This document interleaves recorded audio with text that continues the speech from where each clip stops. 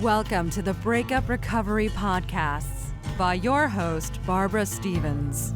Discover the wisdom and remarkable insights of Barbara Stevens, breakup recovery mentor, author, and public speaker. Barbara offers programs and solutions for any breakup so you can turn your life around, create lasting changes for the better, and embrace life again.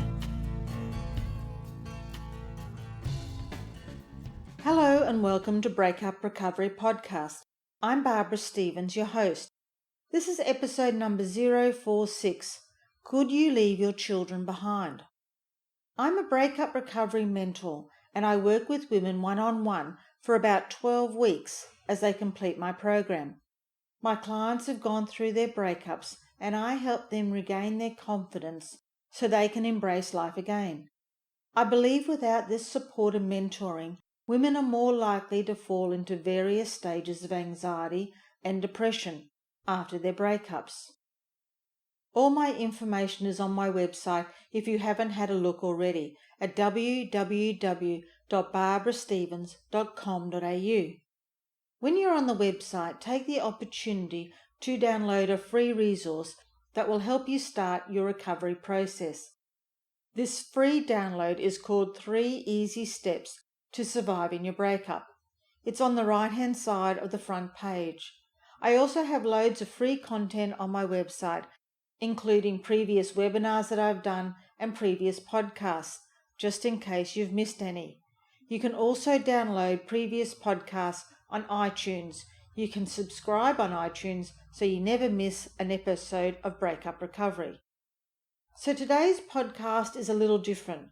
I decided to change it up. Instead of interviewing someone who has been through their breakup, I thought I'd read you a chapter from my book, You'll Be Okay. This book is also available on my website. Part 2 of the book are interviews from 12 remarkable women who have battled and survived their own breakups. The interviews are with real women with real stories that people can relate to and advice that you can use to improve your situation. So I'm going to read you Jan's story. With all of the stories, I ask the same questions. I start each chapter with their profile. Jan's age at the time of the breakup was 33. Her marriage time frame was 15 years. Children from the marriage, she had 1 daughter and 1 son. How did Jan meet her husband? I met George when I was 17. He was 20 and had just arrived from Australia from England. He dressed well and was very good looking. This is what initially attracted me to him. We met at a youth club dance. My sister and I were members of the club and played basketball there. Jan's challenges. I grew up in a very protective environment. My parents were old-fashioned, controlling and very strict. It was a shock to them and the rest of the family when I fell pregnant with my first child in the early stages of my relationship with George. Back then, there was no other option than to marry the father of your child. George had had bad mood swings, which were diagnosed much later in life as bipolar. He was always violent towards me, but thankfully not towards my son and daughter. Jan's breakup.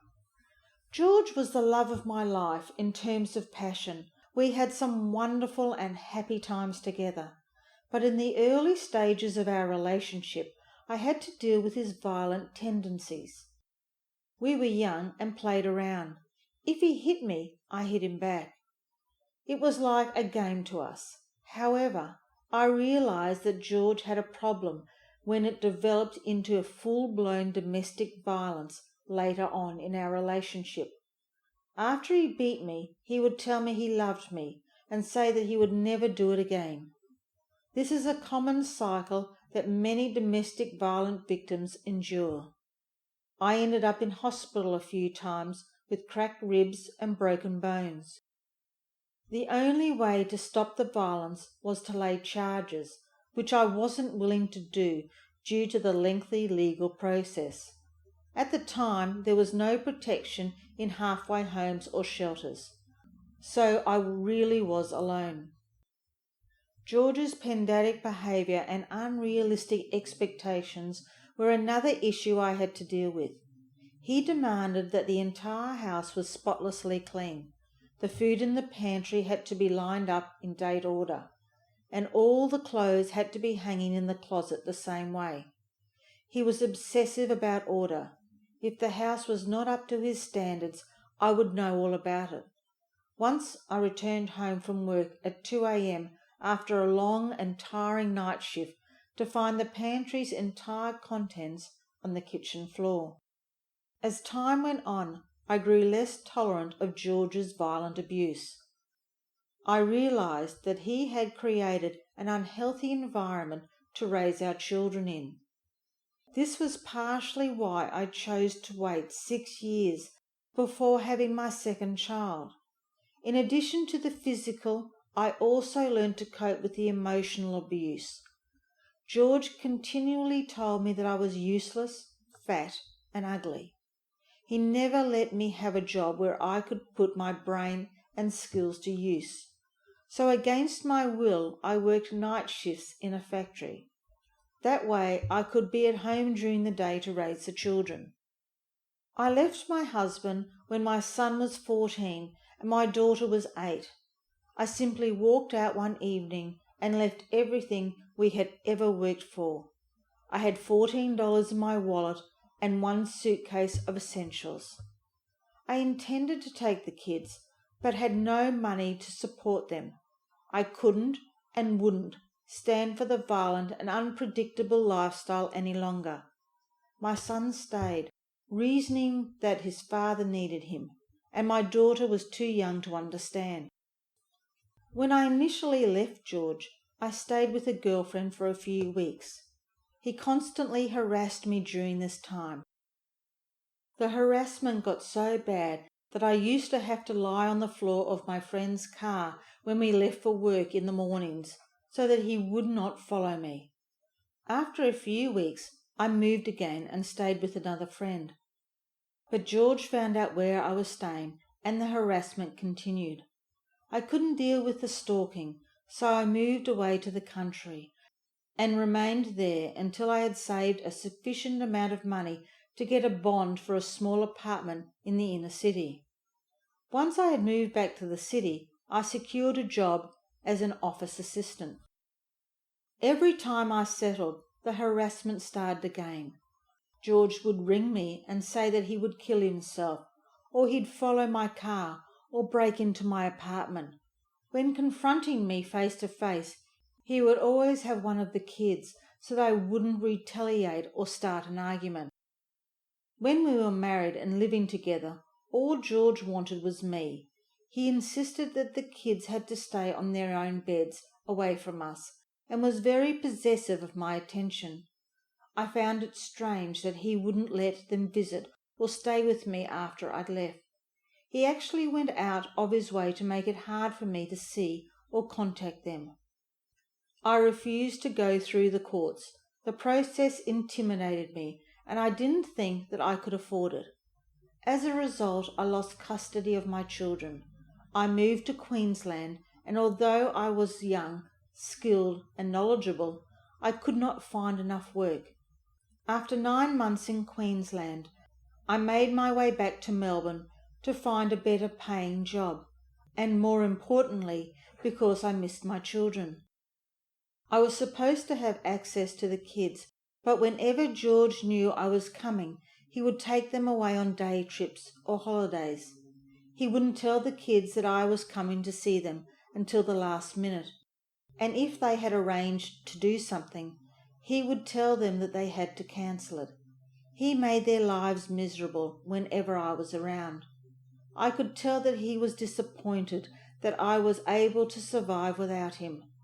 Here I was, a year later, back in Melbourne with a nice place to live, a job and a life. I don't think he wanted the kids to know that I could survive on my own. Once I moved back to Melbourne, George found out where I was working and slashed my tyres. Every time something like this happened, I became stronger. After years of emotional abuse and hearing that I was stupid, ugly, and fat, I was slowly getting my confidence back. When I arrived back in Melbourne, I secured a job managing an office for 22 retail stores. I also managed 22 staff. This job finally gave me the confidence and ability to make George leave me alone. Whenever he rang me up to say he was going to kill himself, I would pay him the attention he was seeking. However, instead of trying to talk him out of it, I would say, "Good, get on with it." I realized he wasn't going to kill me or himself. He was a coward. George continued to harass me. He even appeared in a full-page local newspaper story about how hard it was for single fathers and what a dreadful wife I had been for not providing the children with support. I tried to maintain a healthy relationship with my children. I used to see my daughter when she was working at a bakery. After work, we would have a coffee so that George wouldn't find out. I was just starting to build a relationship with my daughter when she died tragically. The day she died, George walked into my work and said that I had to come with him, but he would not tell me why. I argued with him and told him that I did not want to go. I think back now and remember how much time was wasted. To this day, I wonder whether we could have made it to see her before she died, had we not spent so long arguing. I still mourn the loss of my daughter, but have come to realize that nothing could have changed. Her death was an accident. I don't remember much of the funeral except that there were hundreds of people there. After her death, I didn't really see much of George again. How Jan felt at her lowest point. I remember spending a lot of time in bed, reading. I didn't get a lot of support from my parents at the time because they thought I was in the wrong for leaving my family. My major problem was that I tried to create the perfect picture. I didn't want anyone to know what was happening behind closed doors, for fear that they would look down on me. No one really knew about the violent abuse that had forced me to leave, so they assumed I had done the wrong thing towards my family by taking off and leaving my children. No one understood that it was not my intention to abandon them. I never wanted to leave my kids. I always planned to buy a home and get them back. How Jan feels now. I feel that I have walked away from so many opportunities. I've given away a lot of money and I don't have the security I would like to have had at this stage in my life. If there was one thing that I could have changed about the breakup, it would have been for George and I to remain friends and maintain contact for the welfare and the benefit of our children. On the other hand, I had to protect myself and change my life, so I couldn't have stayed in that dangerous situation. I have a close relationship with my son and his family now. My grandchildren are a constant source of joy for me. After many discussions with my son, he now understands why I made the painful decision to leave without taking him and his sister. What Jan has learnt. Although I didn't realize at the time, I became stronger every time I went through the violence and mental abuse. The experience has helped me to empathize with other people in similar situations. Perhaps my legacy is that I don't believe people should whinge and carry on when things go wrong. I believe you have to deal with the situation as they come up and then move on. How Jan got through the experience. I cope with the situation by keeping busy and working hard. I love to read. I would get lots of books to distract myself from my pain. I didn't keep many friends from the past. I found that most people wanted to know all the details of my life, but didn't want to help me. I made new friends with people I worked with, and they are still my friends today. I had a male friend who told me I wasn't stupid. I had a brain and could make a go of my life. This support gave me the courage to do things differently. What Jan would have done differently. I wish I'd saved a bit more money to support my children, but when I think about the flip side, I did enjoy living a single lifestyle. I enjoyed the freedom to be able to do my own thing and not have to worry about mundane chores like making lunches and cleaning the house. Looking back, I realized I should have left George a lot earlier, but I was too scared and unsure at the time. George had me completely convinced that I would not survive on my own. Jan's top 5 coping strategies. Number 1. Work hard. I threw myself into my work because it was a positive distraction. Number 2. Keep busy and try not to think about your situation.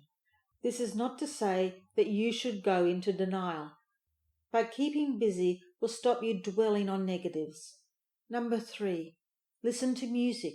Music really seemed to lift my mood. Number 4. Keep busy with friends. I found this to be a positive outlet, as good friends will never judge you.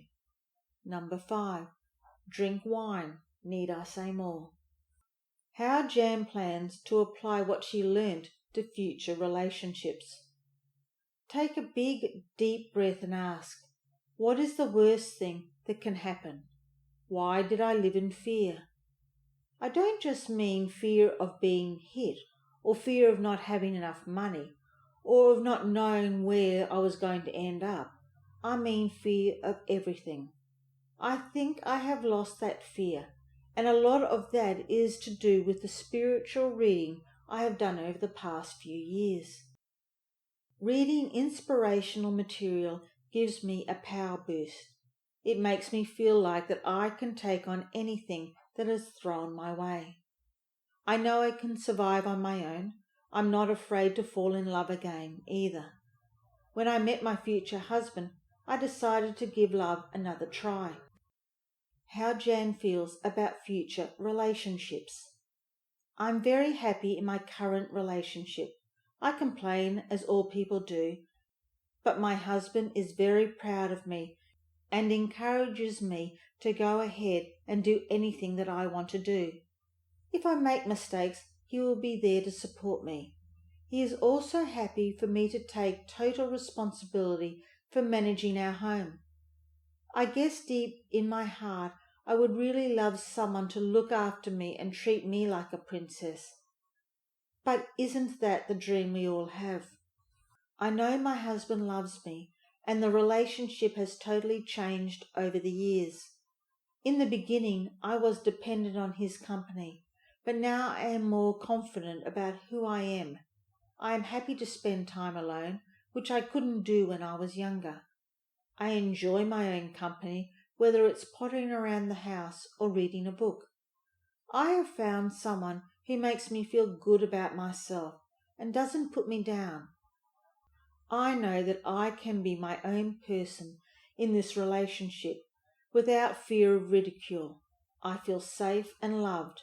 I know in my heart that I am in the right place.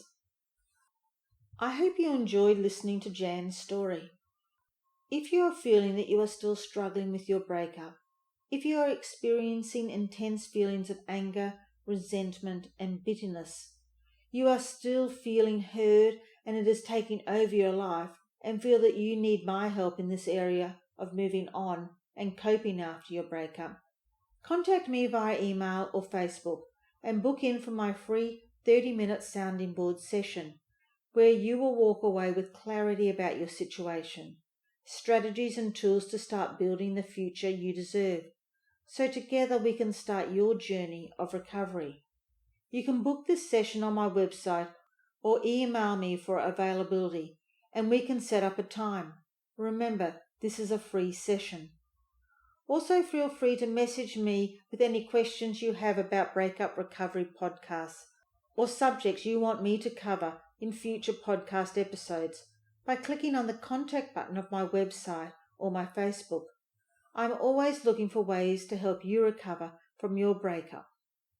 And the last thing I'd like to say is, be gentle on yourself. You deserve happiness. If you would like to hear previous Breakup Recovery podcasts, visit barbarastevens.com.au. Connect with Barbara Stevens on social media with Barbara Stevens Breakup Recovery Mentor on Facebook and at You'll Be Okay on Twitter. Read further blogs, view webinar replays, and download your free ebook, 3 Easy Steps to Surviving Your Breakup, and much more at barbarastevens.com.au.